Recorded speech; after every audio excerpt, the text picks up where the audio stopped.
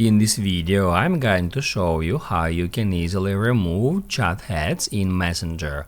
Be sure to watch the video to the very end so you don't make any mistakes, and of course do not forget to like this video and subscribe to my channel. Thanks guys. So let's get started, and first off, open up Messenger app, then tap right here at menu, then gear, and then notifications and sounds.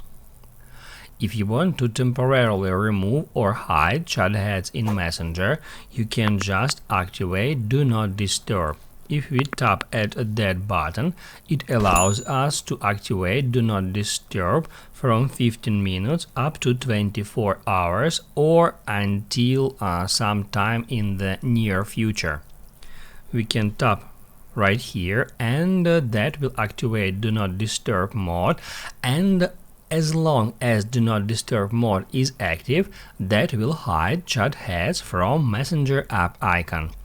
If you want to permanently remove chat heads from Messenger app, you need to go to settings, and then we need to scroll down until we find Messenger. Here it is.